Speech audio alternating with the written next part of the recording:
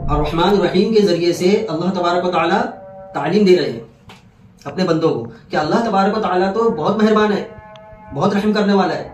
तो ऐ बंदो, तुम भी अपनी इस्तेदाद के मुताबिक बंदों पर रहम करो, रहम का मामला करो।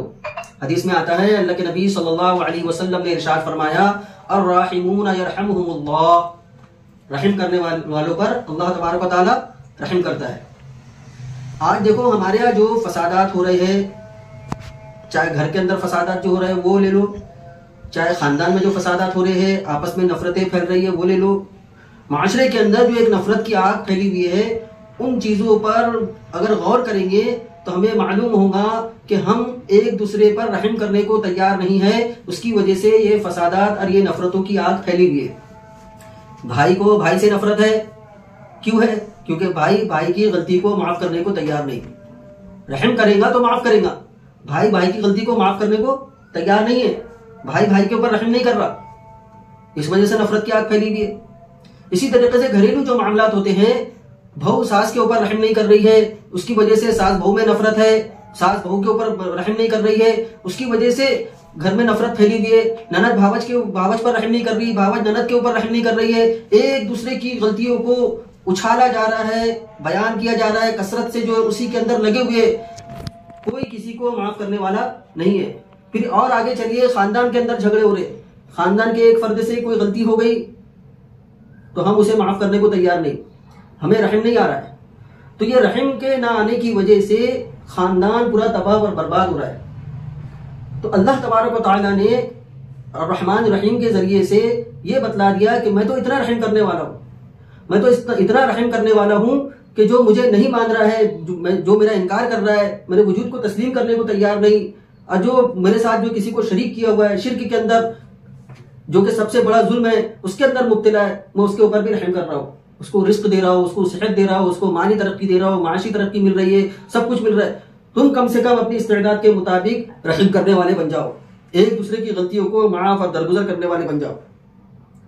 जो रहम नहीं करता, हदीस में आता है, अल्लाह के नबी सल्लल्लाहु अलैहि वसल्लम ने फरमाया, जो रहम नहीं करता उस पर रहम नहीं किया जाएगा। आज अगर हम दूसरों पर रहम करेंगे, दूसरों पर शफकत का मामला करेंगे, तो अल्लाह की ज़ात से उम्मीद है कि उस वक्त, जिस वक्त हमें रहम की सबसे ज्यादा जरूरत होगी, जिस वक्त हमें रहम की सबसे ज्यादा जरूरत होगी, मैदान हशर बर्पा होगा, अल्लाह तबारक व तआला की पेशी होंगी।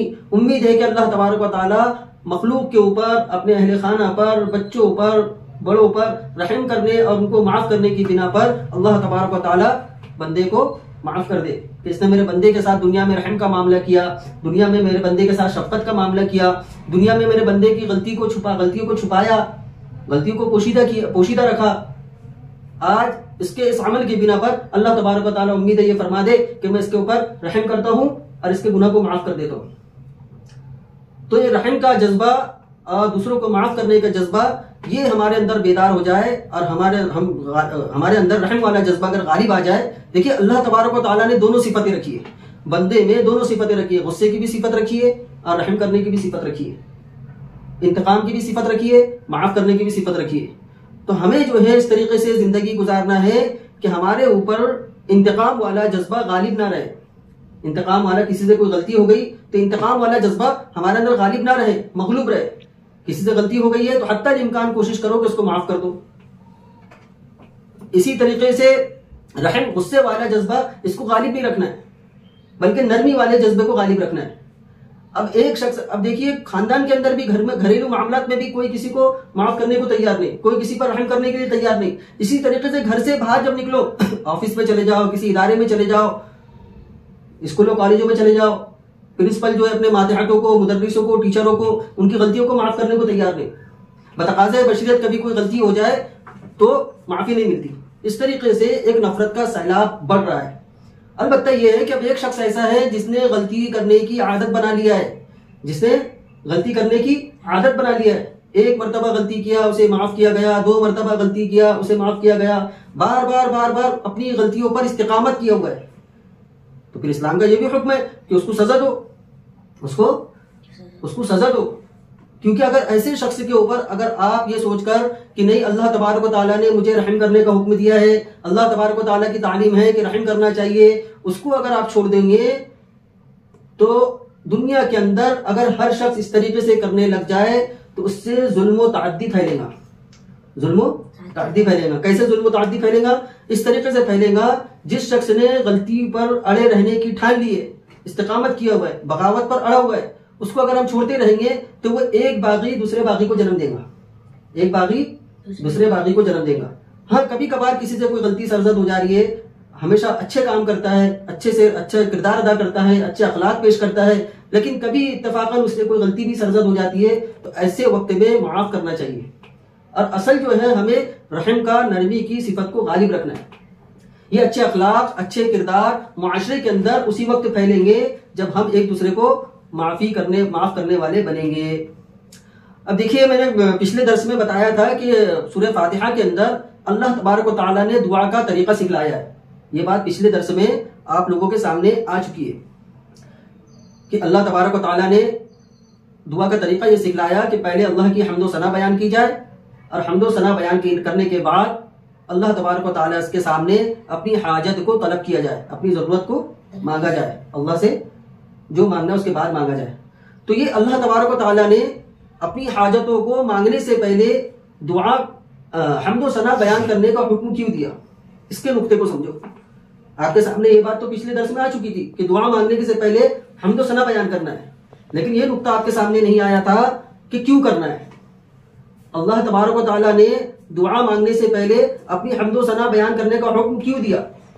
तो अल्लाह तबारक व तआला के सामने जब इंसान अपनी जरूरत लेकर अल्लाह के सामने जब हाथ उठाता है, तो उस वक्त इंसान परेशान होता है, मुसीबत में होता है, और उसकी ख्वाहिश ये होती है कि बस किसी भी तरीके से मेरे ऊपर ये जो मुसीबत आई हुई है इसका खात्मा हो जाए, ये मुसीबत मेरे ऊपर से टल जाए, यही उसकी ख्वाहिश होती है।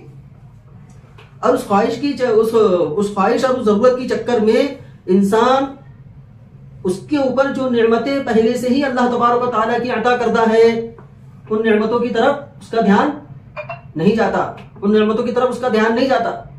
अब किसी को अल्लाह तबारक व तआला ने माली किल्लत के अंदर मुब्तला कर दिया, माल नहीं है उसके पास, माल की कमी हो गई है, जरूरत का पूरा करना जो दुश्वार हो चुका है, अब अल्लाह तबारक व तआला से रिस्क तलब कर रहा है। तो उस वक्त उसके जहन में एक ही चीज सवाल रहती है कि किसी भी तरीके से मेरे ऊपर से माली किल्लत खत्म हो जाए, और उस जरूरत को वो इतना सवार कर लेता है कि वो अल्लाह तबारक व तआला ने जो नेमतें उसे दी है उसको फरामोश कर बैठता है। तो अल्लाह तबारक व तआला की तरफ से तालीम दी जा रही है कि जब तुम मेरे पास जरूरत मांगने आओ, जरूरत को पूरा करवाने के लिए आओ, तो इस बात को याद रखो कि आज एक चीज तुम्हारे पास कम है, कम जरूर है, लेकिन इसके अलावा बहुत सारी नेमतें मैंने तुम्हें दी हैं, उस पर गौर करो, उसको याद करो। अब उन नेमतों को याद करके अल्लाह तबारक व तआला की हम्द बयान करो, यानी अल्लाह से ये कहो कि अल्लाह तुमने मुझे नेमतें तो बहुत सारी दी है, तेरा बहुत शुक्रिया है, आपने मुझे बहुत सारी नेमतें अता फरमाई है, उन नेमतों का मैं शुक्र अदा नहीं कर सकता, तूने मुझे जिंदगी दी, मुझे सेहत दी, सारी नेमतें तूने मुझे अता फरमाई है। ऐ बारी ताला, मेरे माल के अंदर किल्लत हो गई है, मेरी जो रिस्क में जो किल्लत हो गई है, मुझे एक नेमत ये भी अता फरमा। जब इस तरीके से अल्लाह तबारक व तआला से दुआ मांगेगा तो ये दुआ हमारी शिकवे के अंदर नहीं आएगी। और एक आदमी बस दुआ मांगने बैठा है और अल्लाह तबारक व तआला के हम्द व सना बयान करे बगैर दुआ मांग रहा है, तो उसमें शिकवे का पहलू नजर आता है कि अल्लाह तबारक व तआला से गोया कि वो दुआ नहीं मांग रहा है बल्कि शिकायत कर रहा है। तो इस बात का ध्यान रखिए, जब भी अल्लाह तबारक व तआला से दुआ मांगे तो ये सोचकर दुआ मांगे, इस बात का ध्यान रखते हुए दुआ मांगे कि अल्लाह तबारक व तआला ने अभी मेरे ऊपर जो कुछ हालात ऐसे डाले हैं कि मुझे फला नेमत मेरे पास कम हो गई है, लेकिन उसके अलावा अल्लाह तबारक व तआला ने मुझे बहुत सारी नेमतें अता फरमाई है। अब देखिए सूरह फातिहा, इसके जो नाम है मुफस्सिरीन ने 20 से ज्यादा नकल किए, सूरह फातिहा के नाम 20 से ज्यादा नकल किए। इसे जो है सूरतुल फातिहा भी कहा गया, जो कि मारूफ व मशहूर है, सूरतुल कंज़ भी कहा गया, इसको अस्सलात भी कहा गया, इसको उम्मुल कुरान भी कहा गया, सबए मसानी भी कहा गया, सूरतुल शिफा भी कहा गया। सूरह फातिहा का एक नाम सूरतुल शिफा भी है। सूरतुल शिफा जो नाम है, ये सूरह फातिहा ऐसी सूरत है जो रूहानी तौर पर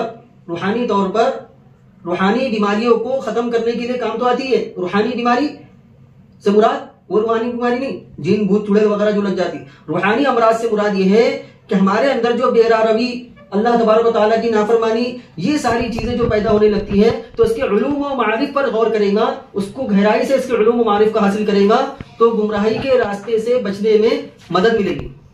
और रूहानी अमराज इस तरीके से खत्म होंगे। और वो रूहानी बीमारी जो जादू आसे वगैरह है, इसके खात्मे के लिए भी ये शिफा का सबब है, इसके खात्मे के लिए भी शिफा का सबब है। वो है ना बुखारी शरीफ की हदीस है, हजरत अबू सईद खुदरी रज़ियल्लाहु ताला अन्हु ने कबीले के एक सरदार पर सूरतुल फातिहा पढ़कर दम किया, उसको सांप ने डस लिया था। उसको किसने डस लिया था? सांप ने डस लिया था। तो हजरत अबू सईद खुदरी रज़ियल्लाहु ताला अन्हु ने सूरह फातिहा पढ़कर दम किया, जिसकी वजह से सांप के जहर का असर खत्म हो गया। और फिर हजरत अबू सईद खुदरी रज़ियल्लाहु ताला अन्हु ने यहाँ पर एक मसाला भी समझते चलो। हजरत अबू सईद खुदरी रज़ियल्लाहु ताला अन्हु ने रिवायत में आता है कि 30 बकरियां उसके एवज में ली। सूरह फातिहा के जरिए से दम करके आपने 30 बकरियां बतौर उजरत की ली। इस हदीस के तहत उलमा इस बात पर मुत्तफिक है कि जायज झाड़ फूक करके, जायज दम करके, जायज झाड़ फूक करके, जायज तावीज़ात करके उजरत लेना बिल्कुल जायज है। इस पर उलमा क्या है? मुत्तफिक है। किसी का भी इस बात में इख्तिलाफ नहीं है कि जायज झाड़ फूक करके उजरत लेना जायज है। हजरत अबू सईद खुदरी रज़ियल्लाहु ताला अन्हु और दीगर सहाबा इकराम फिर उस जो 30 बकरियां ली गई थी उसको रसूलुल्लाह सल्लल्लाहु अलैहि वसल्लम के पास लेकर हाजिर हुए। उनको ये शक हुआ कि हमने कुरान पढ़ा है, कुरान पढ़ के जो उजरत ली है तो ये जायज है या नाजायज है। तो अल्लाह के रसूल सल्लल्लाहु अलैहि वसल्लम ने उसकी वजाहत फरमा दी कि ये तुम्हारे लिए हलाल है, ये खुद भी खाओ और इसमें मेरा हिस्सा भी लगा लो, आपने मेरा हिस्सा लगा लो। ये इसलिए फरमाया ताकि उम्मत पर भी ये चीज बिल्कुल वाज़ेह हो जाए कि जायज तावीज़ात, अजायज दम करके, कुरानी आयत के जरिए से दम करके उजरत लेना बिल्कुल जायज है, इसमें कोई गुनाह नहीं है। तो इसको सूरत शिफा भी कहा गया है। और ये जो सूरह फातिहा है, ये सूरह फातिहा ऐसी सूरह है जो अल्लाह तबारक व तआला और बंदे के दरमियान 2 हिस्सों में अल्लाह तबारक व तआला ने इसको तकसीम किया है। 2 हिस्सों में अल्लाह तबारक व तआला ने इसको तकसीम किया है। निस्फ जो है बंदे के लिए है और निस्फ अल्लाह के लिए। हदीस कुदसी के अंदर ये बात मौजूद है। हदीस कुदसी किसे कहते हैं? हदीस कुदसी देखिए, सबसे पहले वही को समझे, वही किसे कहते हैं? एक होती है वही मतलू और एक होती है वही गैर मतलू। वही मतलू यानी वो कलाम जो तिलावत किया गया, मतलू के माने वो कलाम जो तिलावत किया गया। अब कौन सा कलाम है जो तिलावत किया जा चुका है? वो अल्लाह तबारक व तआला का कलाम है। हजरत जिब्राइल अलैहिस्सलाम रसूलुल्लाह सल्लल्लाहु अलैहि वसल्लम के पास वही लेकर आके उसको तिलावत कर चुके हैं। वो अल्लाह तबारक व तआला का कलाम है। वही मतलू से मुराद कुरान पाक है, कलामुल्लाह है। वही मतलू अल्लाह का वो कलाम होता है जिसमें अल्फाज और मानी वो पूरे अल्लाह तबारक व तआला की तरफ से होते हैं। और वही गैर मतलू वो होती है जिसमें अल्फाज रसूलुल्लाह सल्लल्लाहु अलैहि वसल्लम के होते हैं। अल्फाज रसूलुल्लाह सल्लल्लाहु अलैहि वसल्लम पर बात इल्का की जाती है, दिल में बात डाली जाती है और रसूलुल्लाह सल्लल्लाहु अलैहि वसल्लम उम्मत तक के उन बातों को पहुंचाते हैं जिसको हम हदीस कहते हैं। फिर हदीस के अंदर हदीस की 2 किस्में हैं, एक है हदीस कुदसी और एक है सुन्ना, जिसे हम सुन्नत कहते हैं।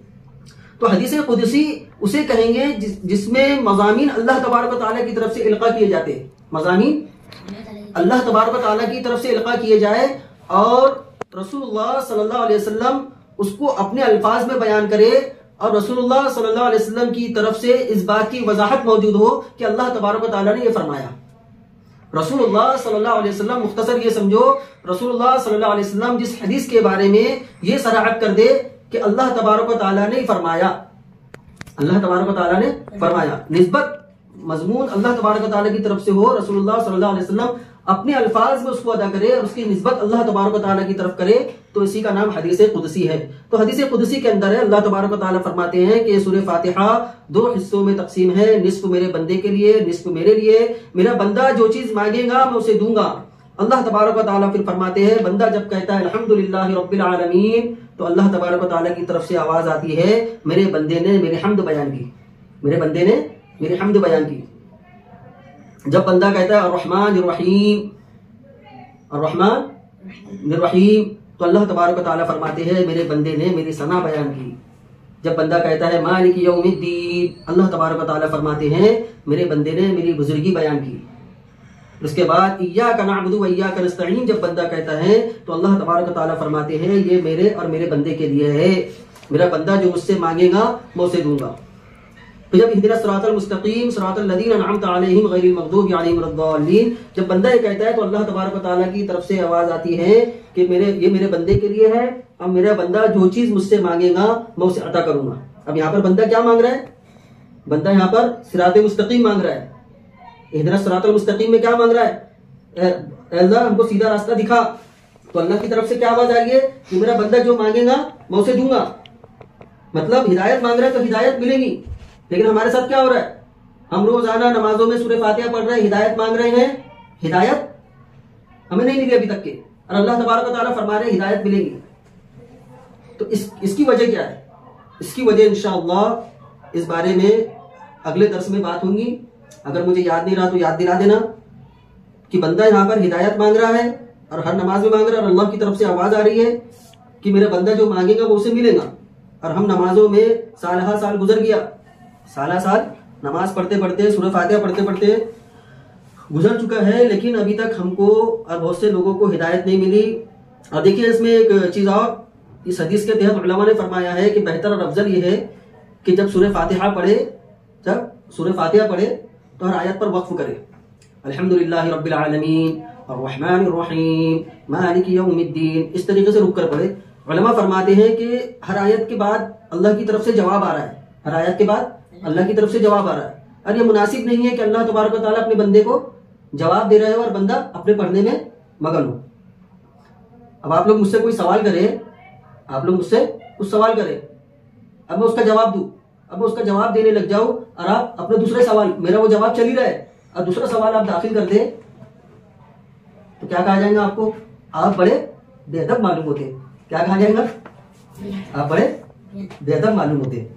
तो इसका ध्यान रखें। उलमा ने फरमाया अफजल तो ये है कि अल्हम्दुलिल्लाह रब्बिल आलमीन अर्रहमानिर रहीम हर आयत पर वक्फ कर करके पढ़ा जाए। और गालिबन उम्मे सलमा रज़ियल्लाहु ताला अन्हा, इनसे भी रिवायत है कि रसूलुल्लाह सल्लल्लाहु अलैहि वसल्लम हर आयत पर जो वक्फ कर करके सूरतुल फातिहा पढ़ा करते थे। इंशाअल्लाह अब मालिकी यौमिद्दीन से कल या परसों जो दर्स रहेगा, अल्लाह ताला मुझे भी अमल की तौफीक अता फरमाए, आप लोगों को भी अमल की तौफीक अता फरमाए। वमा अलैना इल्लल बलाग।